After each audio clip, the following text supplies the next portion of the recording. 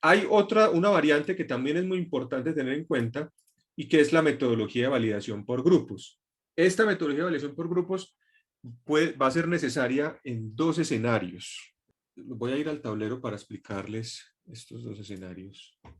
Entonces, hay uno que es un nuevo paradigma de aprendizaje que se llama Multi-Instance Learning o aprendizaje de múltiples instancias. El otro tiene que ver con problemas con la suposición de que las muestras son ID, independientes e idénticamente distribuidos. ¿Listo? Eso es lo que quiere decir ID. Realmente el problema sí es con la primera. El problema en este caso va a ser con la primera I, pero la sigla completa es independientes e idénticamente distribuidos. Bueno, entonces, vamos a ver, ¿qué es un problema de múltiples instancias? Este ya es una variante. Ojo que esta es una variante de un problema de predicción. Puede ser regresión o puede ser clasificación. Entonces, en este caso, las muestras están representadas no por un único vector de características, sino por varios. Por ejemplo, hay unas aplicaciones en el aprendizaje automático que utilizan imágenes satelitales o imágenes tomadas por drones para cuantificar el uso del suelo, ¿cierto? Entonces hay empresas, por ejemplo, que las contratan, que son empresas que tienen drones, las contratan para que hagan un barrido de un municipio o de una zona del municipio porque quieren determinar cuál es el porcentaje de uso del suelo. Entonces en esas imágenes va apareciendo, por ejemplo, entonces unas zonas, ¿cierto? Con algoritmos de procesamiento de imagen es fácil, por ejemplo, segmentar y decir, no, esta es una zona, esta es otra, esta es otra. Pero hasta ahí todavía no se sabe, pues, cuál es el uso que se le está dando a cada una. Entonces, muchas veces, por ejemplo, estas zonas, para poder ya clasificarlas y decir, bueno, a qué corresponde cada zona, a qué uso, estas zonas se subdividen en pequeñas parcelas, todas del mismo tamaño, ¿cierto? Y a cada una de ellas se les extrae un conjunto de características que terminan describiendo esa franja, ¿cierto? Lo mismo para las demás. Entonces, las características pueden ser características de color, de textura, bueno, características relacionadas pues con procesamiento de imágenes. ¿Sí? Entonces, cuando yo voy a describir esta zona, recuerden que acá hay una zona, entonces yo voy a describir la zona 1. La zona 1 entonces está compuesta no por un único vector de características, sino por varios. Este primer vector es el de acá. Luego resulta que hay otro vector que es el de acá. Luego hay otro vector que es el de acá. Y así sucesivamente. Es decir, una muestra que es esta región sobre la cual yo quiero hacer una predicción, que es determinar automáticamente cuál es el uso del suelo que hay. Por ejemplo, no, es que eso es un cultivo de papa. Esto es un cultivo, el de al lado es un cultivo de cebolla. El de al lado son pastos para vacas, lo que sea. Eh, Cada una de esas regiones está representada entonces es por una matriz y no por una única muestra, ¿cierto? Entonces, a los vectores de características también se les dice, pues, se les dice instancias. Por eso, este es un problema de múltiples instancias, porque cada muestra está representada por múltiples vectores de características y no por uno solo. Y además, otra diferencia es que, miren que la cantidad de cuadritos en la región de arriba puede ser diferente a la cantidad de cuadritos en la región de abajo. O sea que una muestra puede estar representada por 8 vectores de características y la otra muestra puede estar representada por 10 o por 12. No tienen por qué tener la misma cantidad. Eh, esa es la configuración del problema de múltiples instancias, ¿sí? Entonces miren que es un problema predictivo, pero ya hay una variación de la configuración. Hay dos maneras de resolver esto básicas. La primera, sencilla, usted simplemente a borrar acá.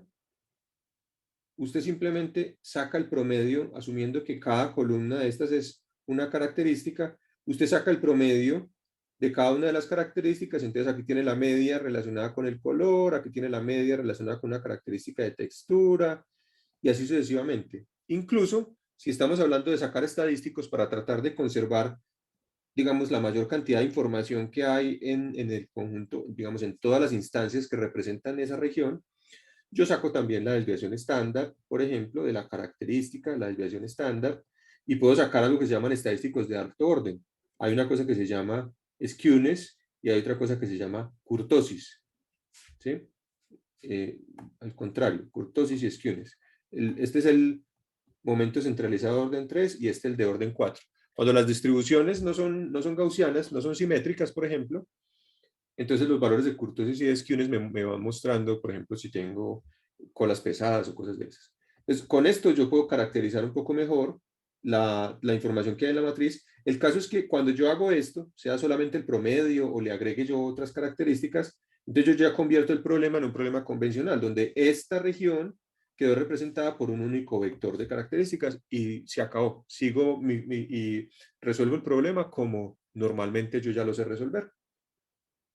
La otra estrategia es usar todas las muestras, usar todas las instancias, perdón, y asignarle a todas ellas la misma clase, la clase obviamente de la región. Entonces, si esta región que está representando estas muestras es clase 1, entonces yo a todas les pongo clase como si fueran clase 1. Y entreno el modelo como si cada una de ellas fuera independiente, pero resulta que no son independientes realmente.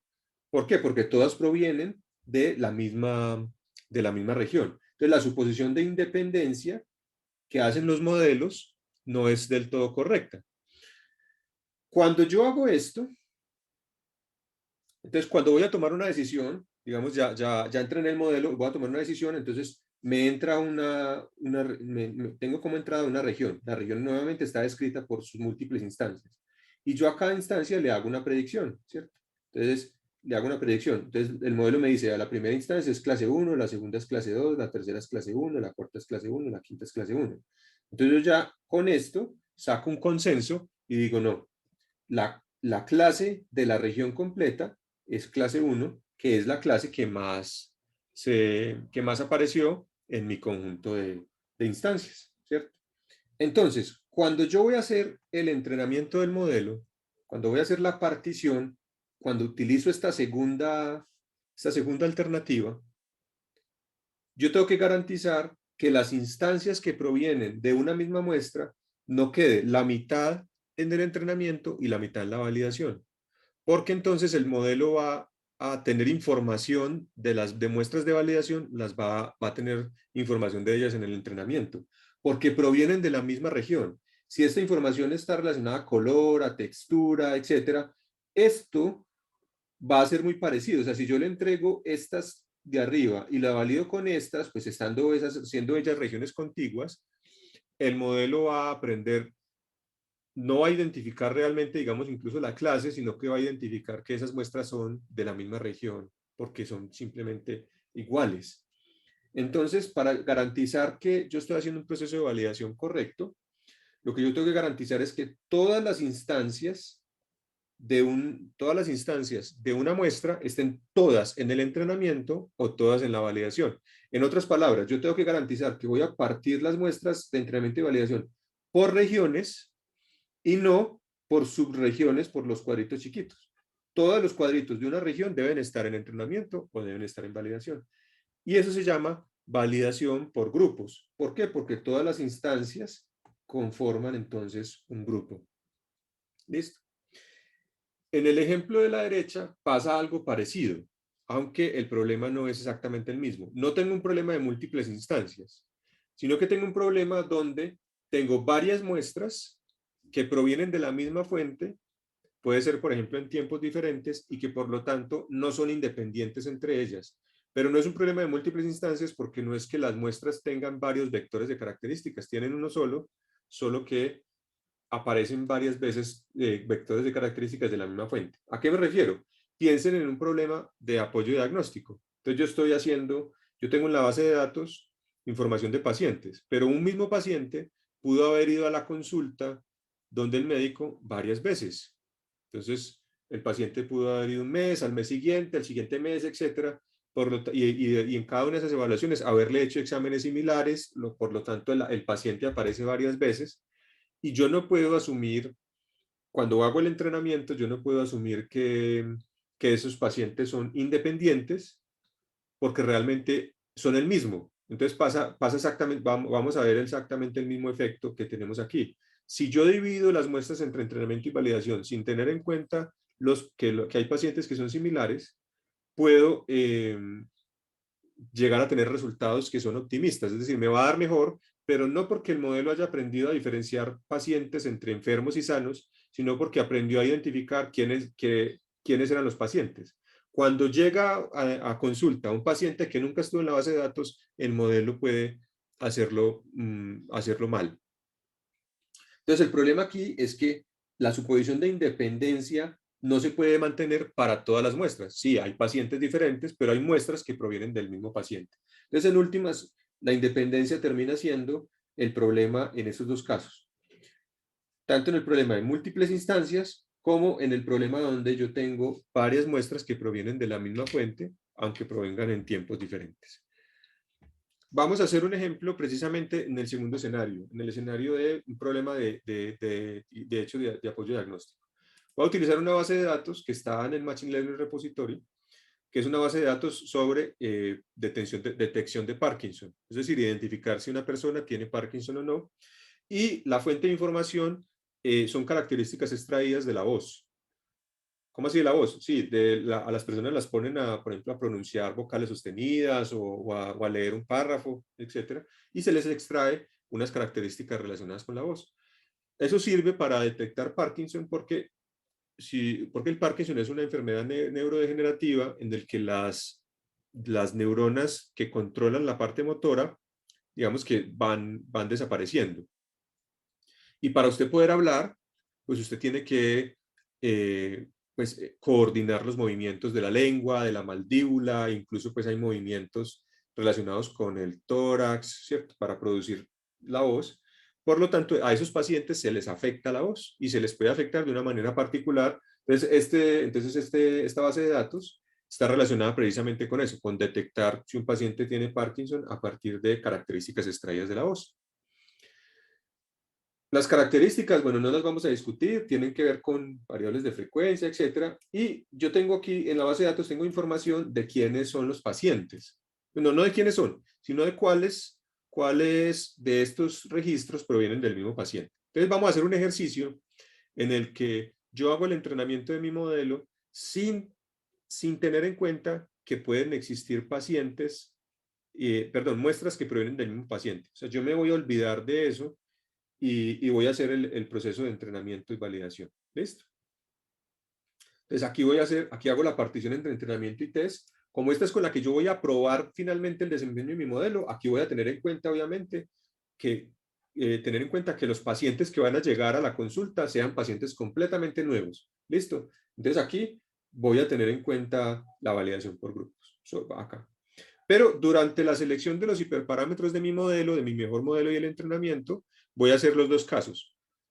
Sin tener en cuenta que son iguales, que hay pacientes iguales y teniéndolo en cuenta. Entonces, en este primer escenario, voy a utilizar una validación común y corriente, una validación shuffle split, los divido de manera aleatoria sin tener en cuenta nada.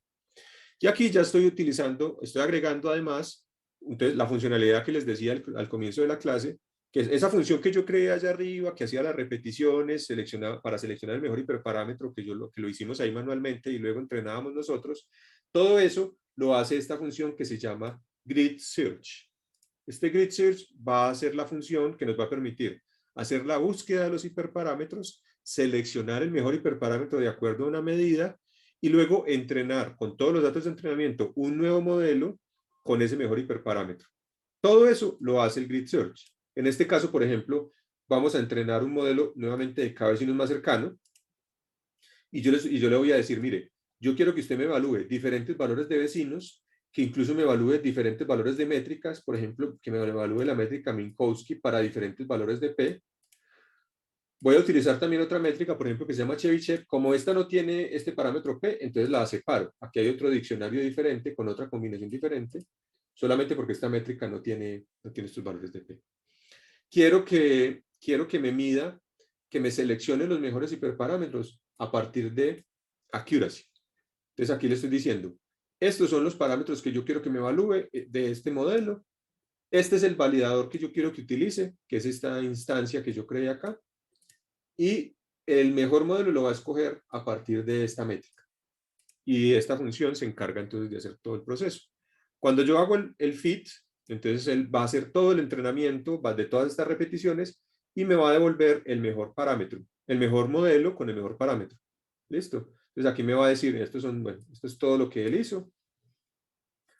Aquí le digo, deme cuáles fueron los mejores parámetros que encontró. Ah, los mejores parámetros que encontré fueron metric Minkowski, número de vecinos 3 y un P de 1. Y el accuracy de validación, o sea, la mejor métrica que encontré de ese modelo en validación fue del 94,73. ¿Listo? Entonces yo llego y cojo este mejor modelo, que está ya aquí en CLF, y lo pruebo con las muestras de test, que fueron con las que separé acá inicialmente. Entonces lo pruebo con las muestras de test y me da que la accuracy en test es del 81,39. Recuerden lo que yo les dije, si la diferencia entre la accuracy de validación y el accuracy de test es alto, algo hicimos mal. Pero ¿por qué me di cuenta yo que habíamos hecho algo mal acá? Porque me curé en salud, es decir, cuando hice esta partición, yo garanticé que los pacientes con los que yo iba a evaluar el sistema iban a ser pacientes diferentes a los del proceso de entrenamiento. Si ustedes llegan a hacer esta partición acá, igual que la hicieron antes, se van a engañar nuevamente. Ojo con eso. Entonces aquí me di cuenta que hay un problema. ¿Sí? Ahora, voy a volver a hacer el proceso, pero en lugar de hacer un shuffle split, simplemente voy a hacer un group shuffle split. Entonces yo ya le digo, no, venga, vamos a hacer la partición de los datos entre entrenamiento y test, y al group shuffle split yo le entrego la variable grupo, que es la variable pacientes, con respecto a la cual yo necesito que usted me agrupe las muestras. Volvemos a repetir el proceso, lo otro es lo mismo, Tunet parámetros es el mismo, el KNN es el mismo, solo que cambié el validador. ¿Sí? Y entonces, él seleccionó los mejores hiperparámetros y ahora me selecciona un número de vecinos de 9, a diferencia de acá, que me seleccionó un número de vecinos de 3. ¿El score de validación cuánto fue? 81%. Espérate un momentico. No, estoy acá más abajo. ¿El score de validación cuánto fue? 86,95, 86,95%. Y el score de test, 86%. Entonces miren que ahora estos dos, ahora son muy parecidos, son similares. Entonces ustedes me dirán, no, pero ¿cómo así? Antes me había dado un 94% y ahora me dio 86, casi 87, y usted me dice que es mejor 87 que 94. El punto aquí es que este 86,9 es real, este 94,7 no. Este 94,7 es producto de haber escogido una validación incorrecta. Cuando usted probó el modelo con los datos diferentes, le dio 81,39. Esta es su medida de predicción realmente al final. Y con haber seleccionado bien los hiperparámetros, porque se seleccionó una metodología de validación correcta, ese porcentaje de acierto en test aumentó un 5%. Pasamos de un 81 a un 86. ¿Sí? Entonces, miren la importancia de seleccionar correctamente la metodología de validación. Ya para terminar, entonces, puede existir la validación por grupos y estratificada, aunque hasta hace poco no está implementada en Scikit-Learn. Hay por ahí una implementación en Kaggle que está compartida pues por un usuario que implementó el Stratified Group Shuffle Split, pero no sé si ya exista, digamos, el Stratified Group, CAFOL o algo así. Pero también puede existir una variante donde yo quiera hacer validación por grupos, pero además tenga un problema desbalanceado, entonces necesite combinar las dos cosas. También puede existir. ¿Listo? Y finalmente, durante el proceso de evaluación, también es posible que tengamos que hacer algo que se llama la curva de aprendizaje. Cuando nosotros estamos enfrentándonos a un problema de estos, es muy común preguntarnos cuánto es el volumen de muestras necesario. Y esa pregunta uno le dice, bueno, ¿y cuántas muestras necesitamos para poder entrenar eso? Y eso es muy difícil de responder, ¿cierto? Hay métodos estadísticos de diseño de experimentos que le pueden ayudar a uno a determinar cuál es el mejor número de muestras o el número de muestras necesario, pero eso hace bastantes suposiciones y eso puede no ser necesario, no puede ser suficiente pues para poder responder la pregunta. Entonces, muchas veces lo que uno tiene que hacer es a lo que llamamos una curva de aprendizaje para determinar si la cantidad de muestras que yo tengo están siendo suficientes para entrenar correctamente mis modelos o si definitivamente yo voy a necesitar más muestras. En la gráfica, entonces, tenemos para un problema cualquiera, ¿cierto? Para un problema cualquiera tenemos dos modelos diferentes que no hemos visto todavía en clase, pero no importa, son dos plantillas de modelos que veremos más adelante. Dos modelos que hemos entrenado con un porcentaje de muestras o una cantidad de muestras que va incrementando. Entonces, en este caso, arrancamos entrenando el modelo con 20 muestras, luego con 40, luego con 60, luego con 80 y fuimos aumentando. Y la otra parte de las muestras se fue utilizando para evaluar el modelo. Entonces, aquí tenemos el desempeño, una puntuación que puede ser, digamos, el accuracy. En entrenamiento es la línea roja y en validación es la línea verde, ¿cierto? La franja en color más clarito es la desviación estándar o el intervalo de confianza en las dos, tanto para el entrenamiento como para la validación.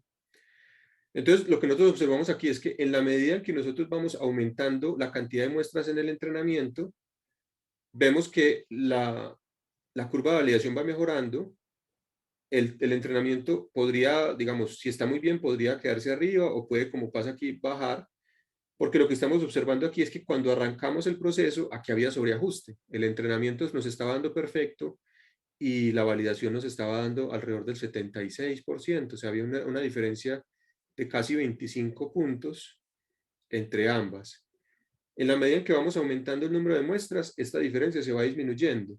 Pero aunque estamos utilizando una cantidad de muestras bastante, digamos, de las disponibles, bastante alta, sigue habiendo una diferencia significativa entre los dos. Entonces, aquí vemos, por ejemplo, que seguimos teniendo problemas de sobreajuste. Entonces, lo que nos dice esto es posible que necesitemos más muestras, porque el modelo no está pudiendo modelar correctamente la dinámica, entonces vamos a necesitar más muestras. El otro modelo que probamos nos da un resultado más o menos similar. Las curvas hacen más o menos lo mismo, la validación va mejorando, el entrenamiento reduce, pero se mantiene una diferencia entre las dos, ¿sí? Si, si la curva de entrenamiento es muy bajita, si las dos son parecidas, pero son muy bajitas, entonces lo que tenemos no es sobreajuste, sino lo que tenemos es subajuste. Es que el modelo no es capaz con la dinámica de los datos. Entonces ahí necesitamos tener un modelo más complejo o darle mayor flexibilidad al que tenemos y si el que tenemos ya es muy rígido, entonces cambiar a otro modelo que sea, a otra plantilla de modelo que sea más flexible, ¿cierto? Entonces cuando el error de entrenamiento y el error de validación son los dos muy altos, estamos hablando de subajuste. Cuando el error de entrenamiento es muy bajito y el de validación es muy alto, entonces lo que tenemos es sobreajuste. Tener un error de validación bajito y un error de entrenamiento alto es algo que no nos debería pasar y si nos llega a pasar es porque tenemos un problema con la representación de las muestras. Nuevamente, la distribución de los datos no está bien representada. Estas otras curvas que hay acá simplemente midiendo el costo computacional, entonces normalmente entre más muestras tengo, pues el costo computacional aumenta, y esta es una gráfica que nos compara el costo computacional versus la predicción. Entonces normalmente, pues siempre que tengamos más muestras, el costo computacional aumenta, pero también nos va a aumentar la predicción. ¿Listo? Aquí tenemos otros modelos, por ejemplo, un Naive que ustedes ya la conocen, y el SVM, que es una de las mismas que estamos utilizando aquí arriba, que la vamos a ver más adelante. Y aquí pueden ver, entonces, bueno, estamos hablando de un un experimento entre 200 y un poquito más de 1400 muestras. Entonces, lo mismo, arrancamos con un modelo sobreajustado. En la medida en que vamos agregando muestras, las dos curvas se van acercando. Esto es lo que queremos, que la diferencia entre ellas sea pequeña. Y estamos aquí alrededor del 85%. Entonces, bueno, aquí vemos, no tenemos sobreajuste, pero podemos pensar, bueno, este modelo no nos da más, ¿cierto? No tenemos sobreajuste, pero todavía hay un margen de error alto. Entonces, probablemente necesitamos un modelo con más capacidad. Y pasamos a este y observamos entonces que arrancamos también con algo de sobreajuste, pero en la medida en que vamos aumentando las muestras de entrenamiento, entonces no solamente los valores se van haciendo cercanos, sino que el error de entrenamiento se mantiene bajo, con una accuracy casi de 1, y el de validación aumenta también a un muy buen valor, ¿cierto? Entonces aquí ya vemos que tanto el modelo como la cantidad de muestras que tenemos nos están mostrando que ya nuestro modelo está bien, ¿cierto? Está modelando la dinámica correcta, la cantidad de muestras que tenemos parece que es más o menos, está siendo más o menos suficiente. Entonces, esta es lo que nosotros, digamos, desearíamos observar, ¿cierto? Que veamos curvas más o menos de este tipo. Las otras son lo mismo que ya veíamos antes, ¿sí? Entonces, no necesariamente siempre tenemos que hacer la curva de aprendizaje, pero muchas veces si tenemos dudas sobre si nuestro volumen de muestras es suficiente, puede ser importante hacer un proceso de estos y ver cómo es la evolución de esta curva para ver si definitivamente la cantidad de muestras que tenemos está mostrando una cantidad suficiente. O si nos estamos quedando, o si nos estamos quedando todavía como a media, ¿cierto? Todavía como en la mitad del camino, porque estas curvas todavía están lejos, porque el porcentaje que tenemos de pronto todavía es más bajo de lo que esperamos, etcétera. Pues aquí nos dicen, necesitamos más muestras porque no están siendo suficientes.